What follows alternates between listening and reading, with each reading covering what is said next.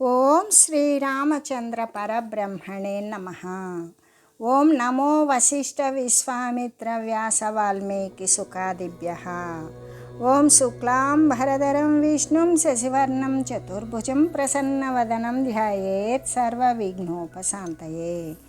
ఓం నమో బ్రహ్మాదిభ్యో బ్రహ్మ విద్యా సంప్రదాయ కర్తృభ్యో వంశ ఋషుభ్యో మహద్భ్యో నమో గురుభ్యః.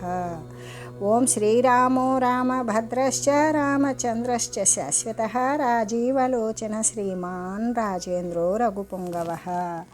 శ్రీ యోగ వాసిష్టము నిర్వాణ ప్రకరణము ఉత్తరార్ధము. ఓ రామచంద్ర, ఇక్కడ యథార్థముగా నేను అంటే నా ఉపాధి కానీ మరి ఒకడు కానీ లేడు అనేటువంటి ఏ భావన అయితే ఉంటుందో ఆ భావన చేత ఉన్నప్పుడు మాత్రమే నువ్వు నిర్భయుడవై భయము లేని వాడవై ఉండు. మూఢుని చేత విషబుద్ధి చేత అది అమృతమైనా సరే వాడు విషము అని తలంచాడా దానిని పట్టించుకోడు, అలా వదిలివేస్తాడు.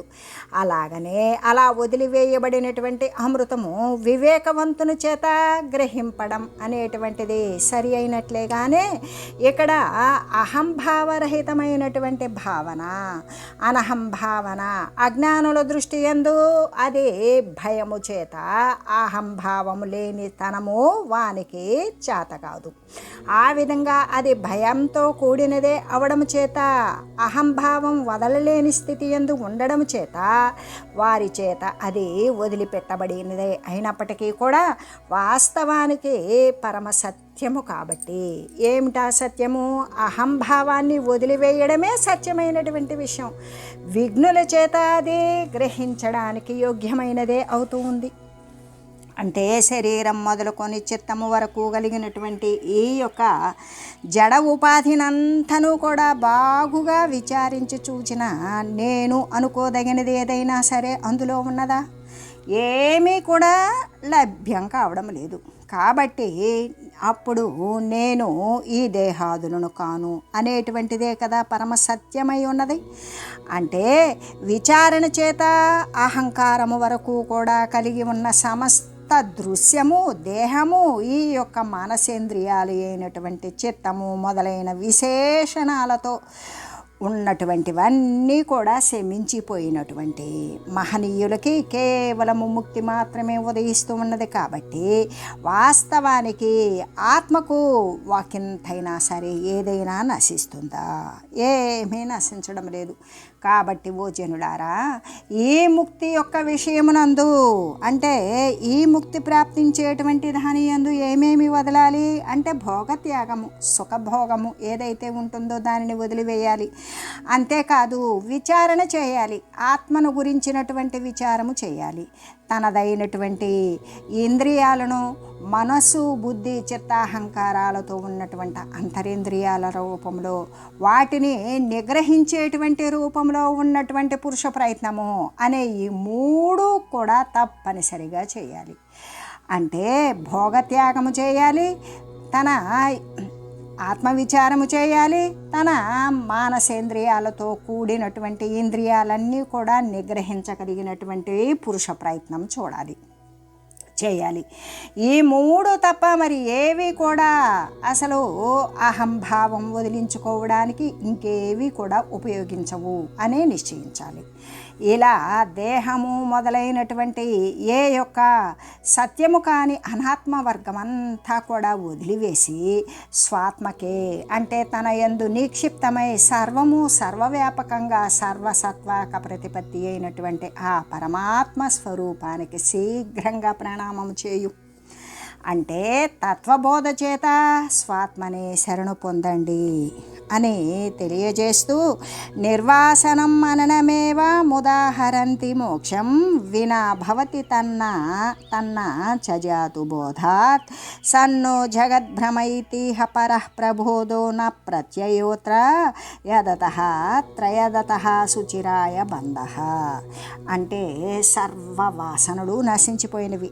అలా సర్వవాసనలు కూడా సర్వ కోరికలు కూడా సర్వ సంకల్పాలు సహితం సహితం నశించిపోగా అంటే క్షయించిపోగా మనసు యొక్క బ్రహ్మరూపముతోటి కలిగినటువంటి ఏ స్థితి అయితే ఉంటుందో అదే కదా మోక్షము అని శృతులన్నీ కూడా వేదాలన్నీ కూడా పలుకుతూ ఉన్నాయి. విద్వాంసులు కూడా అదే చెబుతూ ఉన్నారు. ఏంటది?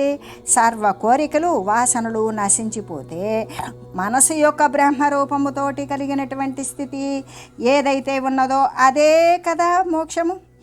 అటువంటి మోక్షము తత్వజ్ఞానము లేకుండా ఎప్పుడూ కూడా సంభవించదు.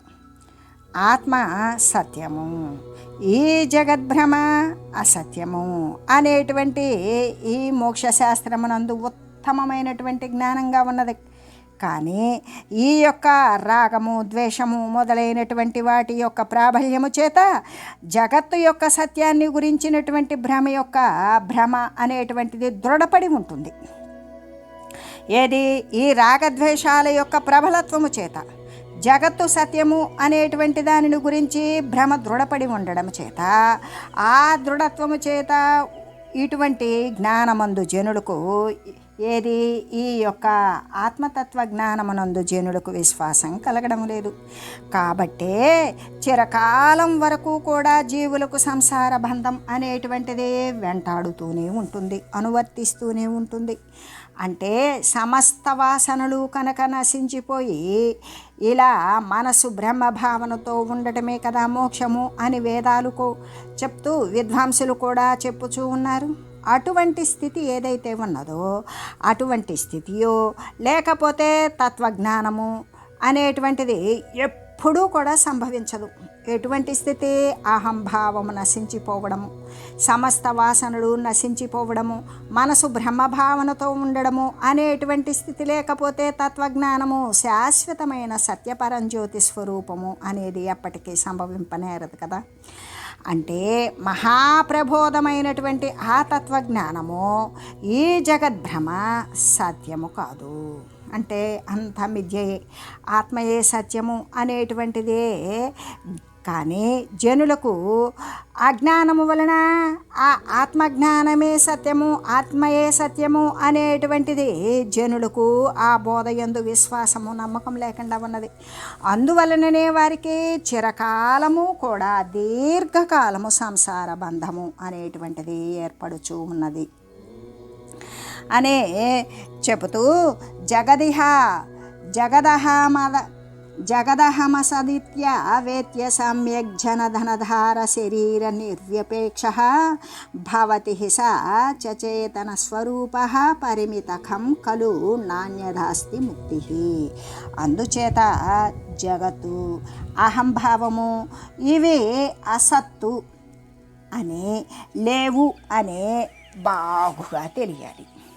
అంటే ఈ జగత్తు అసత్తే, అహంభావము అసత్తే అని ఎవరైతే బాగుగా తెలుసుకుంటారో అలా తెలిసి ఇక గృహము పట్ల, దేహము పట్ల, ధనము పట్ల, బంధువుల పట్ల, భార్య బిడ్డల పట్ల కూడా, వారి యొక్క శరీరాల పట్ల కూడా మమత్వాన్ని వదిలివేస్తారు. అలా వదిలివేసి పరిచ్ఛిన్నుడైనటువంటి జీవుడు చిదాకాశ రూపమైనటువంటి ఆ బ్రహ్మమే అవుతూ ఉన్నాడు, అపరిచ్ఛిన్నమైనటువంటి బ్రహ్మమే అవుతూ ఉన్నాడు. ఇదే కదా జీవుని యొక్క ముక్తి. ఇటువంటి జ్ఞానము కంటే వేరుగా ముక్తి కోసము మరి ఏదైనా ఇంకొక ఉపాయం ఉన్నదా అంటే లేదు. ఎలాగంటే జగత్తు అహం పదార్థము అంటే, అహం పదార్థం అంటే ఏంటి? నేను అనుకునేటువంటి దేహాన్ని చూసి నేను అనుకునేటువంటి జీవుడు, అదే అహం పదార్థం. అయితే ఈ జగత్తు జీవుడు వాస్తవంగా విచారించి చూస్తే లేదు. ఎందుకు?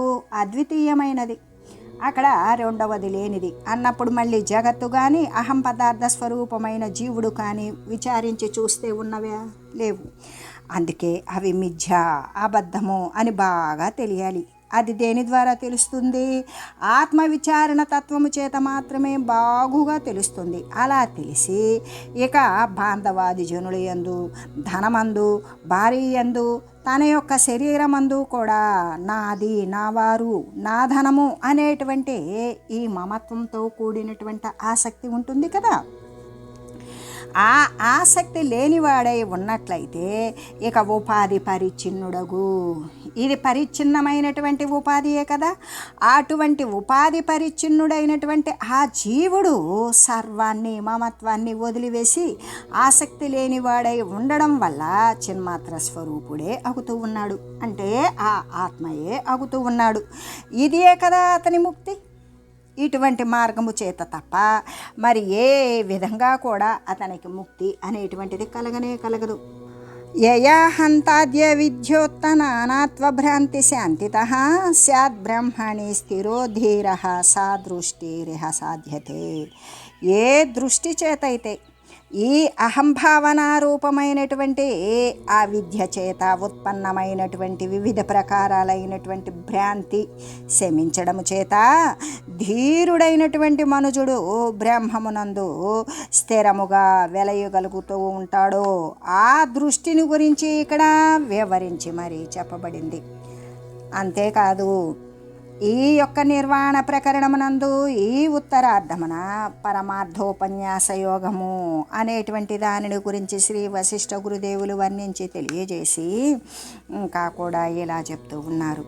సర్వాత్మని చిదాభాసే తదేవాస్వనుభూత భూయతే సంవేద్యతే యదేవాంతర సత్యం వస్తువ. ఓ రామచంద్ర, స్వరూపమైనటువంటి చైతన్యము సత్తు కానీ అసత్తు కానీ అయ్యేటువంటి ఏ వస్తువును కూడా తన యందు సంకల్పిస్తూ ఉన్నదో అటువంటి దానినే శీఘ్రముగా వెంటనే త్వరితముగా అనుభవిస్తూ ఉన్నది. ఆ చైతన్యమే బాహ్య పదార్థాల యొక్క అనుభవ రూపమైనటువంటి దృఢమైన అభ్యాసము కలిగి ఉంటుంది. ఆ అభ్యాసము చేతనే బాహ్యమునందు జగత్తు యొక్క ఆకారంగానే కనబడుతూ ఉంటుంది. ఇక్కడ నిజమైనటువంటి స్వప్నమే కదా దృష్టాంతము. కాబట్టి ఈ సమస్త జగత్తు కూడా చిత్తు అంటే ఆ యొక్క చైతన్యం యొక్క కల్పిత రూపమే అయి ఉన్నది ఈ కనబడేటువంటి సమస్త యావత్తు జగత్తు. చిత్తు ఆకాశము కంటే కూడా ఇంకా కలంకరహితమై మాలిన్యరహితమై నిర్మలమై అలా అలరారుచు ఉన్నది. కాబట్టి ఇక్కడ ఘృతము తన యందు కాఠిన్యాన్ని విస్తరింపజేయునట్లుగానే చిత్తము తన యందు ఈ సమస్తాన్ని కూడా విస్తరింపజేస్తూ ఉన్నది. అందుచేత సర్వము కూడా చిత్తే అగుతూ ఉన్నది. ఎలాగంటే ఈ సమస్త జగత్తు కూడా ఏమై ఉన్నది? చైతన్యమే అయి ఉన్నది. ఆ చైతన్యం యొక్క ఈ కల్పితమే కదా ఈ జగత్తంతా కూడా. అంటే చిత్తు ఎటువంటిది? ఆకాశము కంటే స్వచ్ఛమై ఇంకా సూక్ష్మమై సదా నిర్మలమై ప్రకాశిస్తూ ఉన్నది. కాబట్టి ఇక్కడ ఘృతము అంటే నెయ్యి తన యందు కాఠిన్యాన్ని విస్తరింపజేసినట్లుగానే చిత్తు కూడా ఏం చేస్తుంది అంటే నెయ్యి గట్టి పడిపోతుంది, పేరుకుపోతుంది. అలాగనే ఇక్కడ చిత్తు కూడా తన యందు సమస్తాన్ని కూడా విస్తరింపజేస్తుంది. అందుచేత సర్వము చిత్తే అవుతూ ఉంది. చిత్తున కంటే ఇతరమైనటువంటిది చిత్తు అంటే చైతన్యమే కదా. ఆ చైతన్యము కంటే ఇతరమైనది ఎక్కడా కూడా ఏమీ లేదు. అంటే నా శూన్యత నానాస్తి సర్వం బ్రహ్మైవ నైవచ. వాస్తవానికి యథార్థంగా నాశము లేదు, అనేక పదార్థాలు కానీ లేవు, జనన మరణాలు కానీ లేవు, ఆకాశము కానీ శూన్యత్వము కానీ అనేకత్వం కానీ ఏవీ లేవు.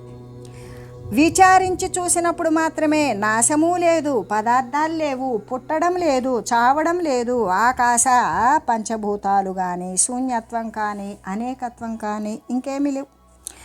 అధిష్టాన రూపము చేత సమస్తము కూడా బ్రహ్మమే అయ్యి పదార్థాల యొక్క రూపము చేత ఏమీయూ కాకుండా అది మిథ్యయే అయి ఉంటూ ఉన్నది అని చెబుతూ నాశే జగదంత్వార్థాదేర్నా కించిదపి నశ్యతి అసతః కిల నాశోపి స్వప్నాదేహి కిమ్ను నశ్యతి.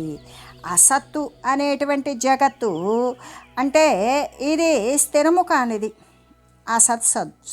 అసద్రూపమైనది. కాబట్టి ఈ జగత్తు అంటే వచ్చిపోయే స్థితి కలిగినది, నిలకడలేనిది. కాబట్టి ఈ జగత్తు అహంత్వము అంటే నేను అనే మొదలైనటువంటి వాని యొక్క నాశము చేత వాస్తవానికి ఏమీ నశించడం లేదు. ఎందుకంటే స్వప్నాదులు ఎందలి పదార్థాల నాశము చేత ఏమి నశిస్తున్నది?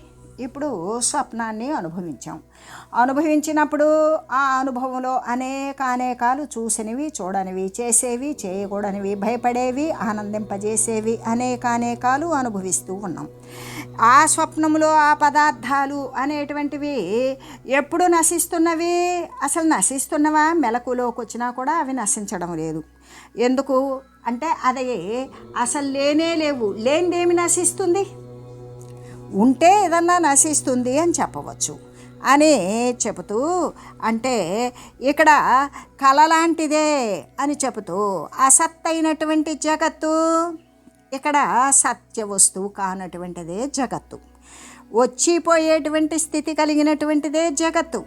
ఆ జగత్ సంబంధమైనటువంటి ఈ దేహలోకాలు, నేను నాది అనేటువంటి అహత్వము, అహంత్వము అనేటువంటివి మొదలైన వాని యొక్క నాశము చేత అవి నశించిపోయినవి అని చెప్పడం చేత వాస్తవానికి విచారించి చూస్తే అవి ఉంటే కదా ఏమైనా నశించిపోవడానికి. నిజానికి ఏమీ నశించడం లేదు.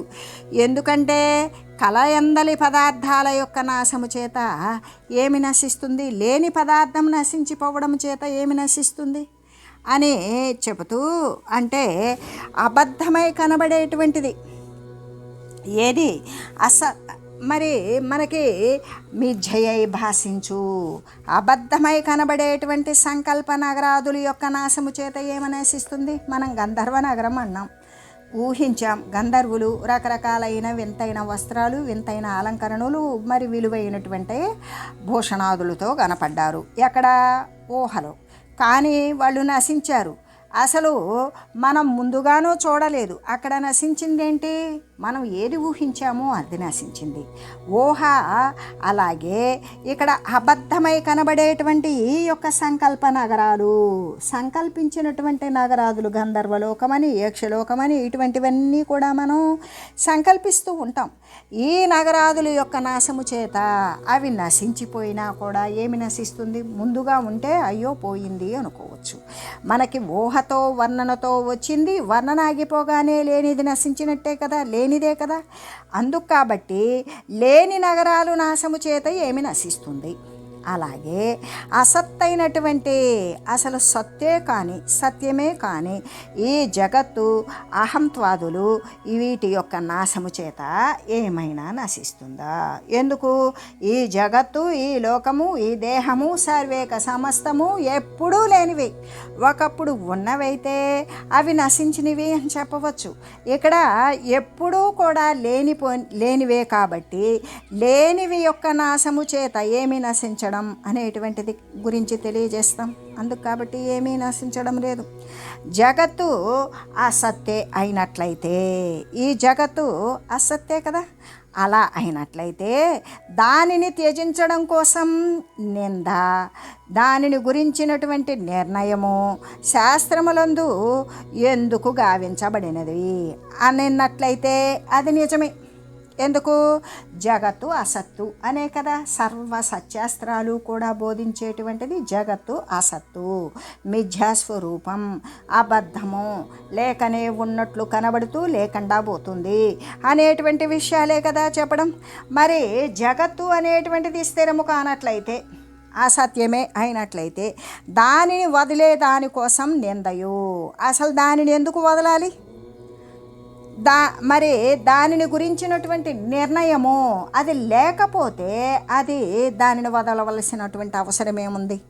దానిని గురించినటువంటి నిర్ణయాలు ఇటువంటిది వస్తుంది పోతుంది, దానికి స్థిరత్వం లేదు, మిథ్యాభూతము అని చెప్తూ ఉంటారు. దానిని గురించిన నిర్ణయం కానీ శాస్త్రాల యందు ఎందుకు గావించబడింది అంటే అది అసలు లేని దానిని గురించి శాస్త్రాల యందు గావించబడినది అని ప్రశ్న చేసినటువంటిదైతే సత్యమే.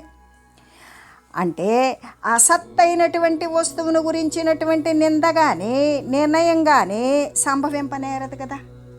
అక్కడ అసత్తు లేనటువంటి దానిని, అబద్ధమైనటువంటి వస్తువును గురించినటువంటి నింద చేయటం కానీ, దానిలో ఊనుకొని ఉండకూడదు, దాని ప్రకారం అనుసరించకూడదు, దానిని వదిలివేయాలి, అది అప్పటికి లేనిదే అని చెప్పేటువంటి నింద అనేటువంటిది కానీ, ఇది ఇటువంటిది వచ్చిపోయేటువంటి సంసార భ్రమలు అనేటువంటి కల్పిస్తుంది అనే నిర్ణయం కానీ అక్కడ పుడతాయా? లేని దానికి ఇవన్నీ ఎక్కడివి అంటే ఆకాశ పుష్పము యొక్క నిందలాగానే.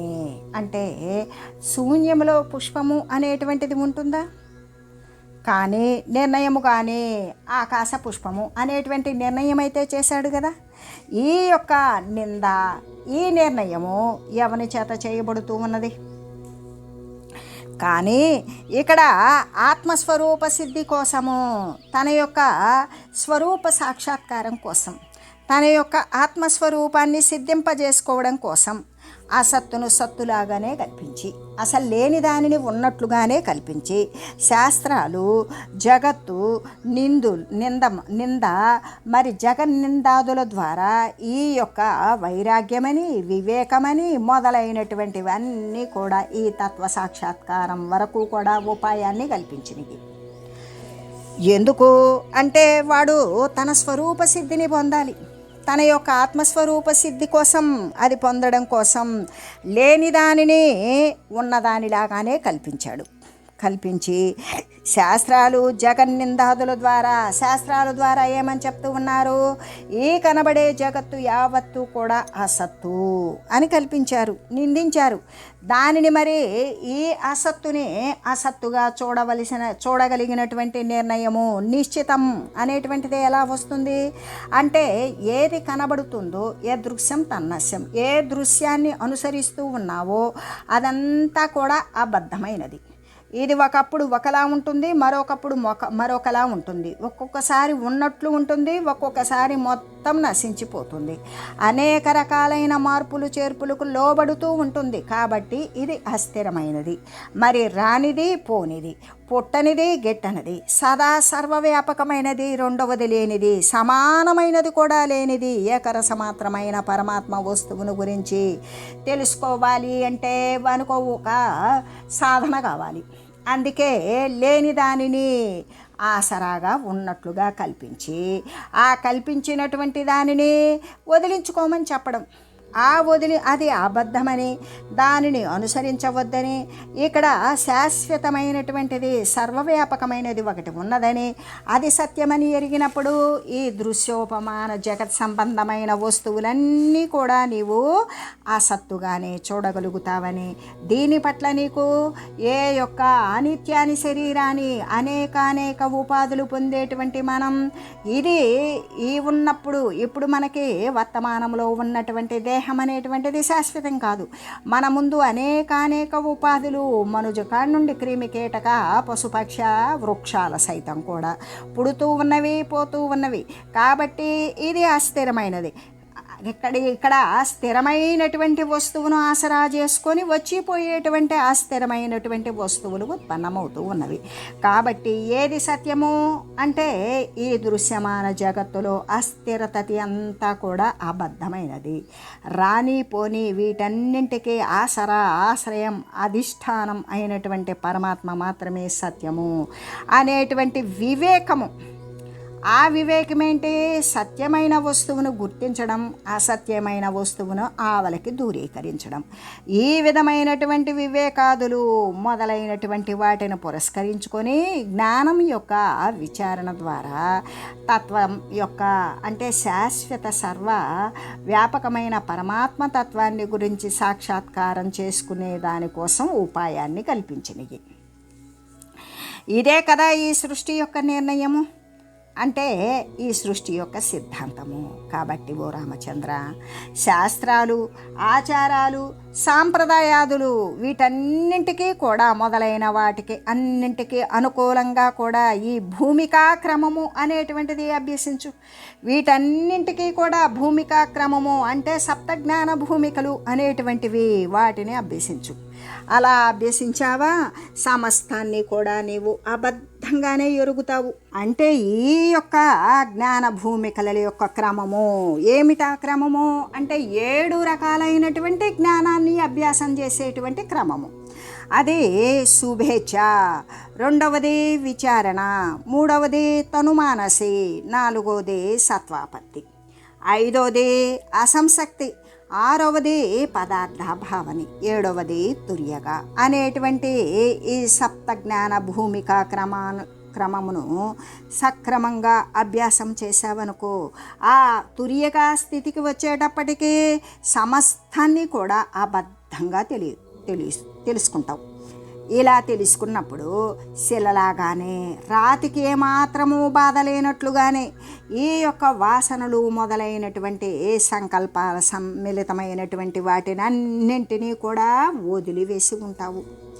అప్పుడు ఇక సాంసారికమైనటువంటి పురుషార్థాల యొక్క అభ్యాసముతో కూడిన సంకల్పం మాత్రమే అయి ఉన్నటువంటి ఈ జగత్తు కూడా క్షణకాలంలో నిశ్శేషంగా శమించిపోతుంది. ఇక్కడ సాంసారికమైనటువంటి పురుషార్థం యొక్క ఆభాసముతో కూడినటువంటి ఇక్కడ సాంసారిక పురుషార్థము ఉంటే ధర్మము, అర్థము, కామము, వీటి యొక్క పురుషార్థాలు అంటే లేకనే ఉన్నట్లుగా కనబడుతూ ఉన్నటువంటిది ఏంటి? కేవలం సంకల్పమే అయి ఉన్నది. ఆ సంకల్పం మాత్రమే ఈ జగత్తు కూడా. ఈ జగత్తు అనేటువంటిది క్షణకాలంలో ఈ యొక్క భూమిక జ్ఞాన భూమిక క్రమాన్ని ఎప్పుడైతే అభ్యాసం చేస్తూ వచ్చావో ఇవన్నీ క్షణకాలంలో అస్సలు మిగలకుండా నశించిపోతాయి. ఇదే కదా ఈ భ్రమరూపమైనటువంటి సృష్టిని గురించినటువంటి నిర్ణయం యొక్క ఫలమై ఉన్నది. ఈ సృష్టి యొక్క మూలఛేదనము, అసలు ఈ సృష్టిని మూలము నుండే ఛేదించాలి అంటే అది ఎలా సాధ్యపడుతుంది అంటే కేవలము బ్రహ్మజ్ఞానము చేత మాత్రమే సాధ్యమవుతున్నది. అప్పుడు అది మరలా కూడా ఉత్పన్నము కానే కాదు, మళ్ళీ అది సంభవించదు.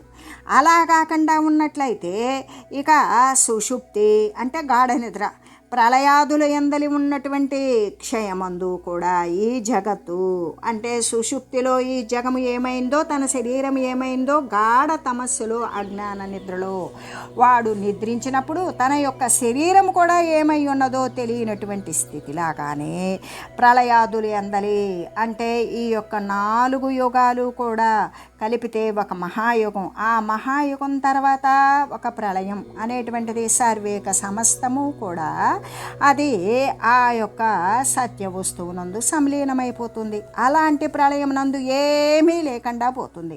అలా నశించిపోయినటువంటి ఈ జగత్తు ఎలా ఉంటుంది? బీజ రూపంలో ఉండే ఉంటుంది. ఎక్కడుంటుంది?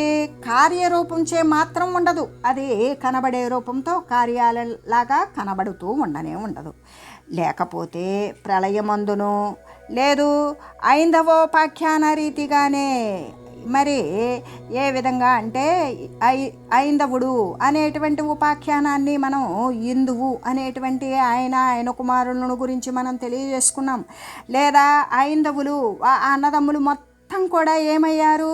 వారి యొక్క శరీరాలు శుష్కించి నశించి పతనమైపోయిన వారి యొక్క మరి దృఢమైనటువంటి నిశ్చయపూర్వకమైనటువంటి వాళ్ళు బ్రహ్మలే అయినటువంటి ఉపాఖ్యానం రీతిలాగానే కార్యరూపము చేత అనేకమైనటువంటి బ్రహ్మాండాలు అనేటువంటివి ఉండియే ఉన్నవి కదా. అలాగే ఈ స్వప్న పురుషులులాగానే అసద్రూపులైనటువంటి అసలు సత్తే కానటువంటి ఏ మనుజుల యొక్క దృష్టి యందు సృష్టి కనబడుతూ ఉన్నదో, ఆ విద్యమానమై ఉన్నటువంటిదో ఆ సృష్టి అంతా కూడా ఆ మనుజులు కూడా ఈ మృగతృష్ణా జలం యొక్క తరంగముల వంటి వారే కదా.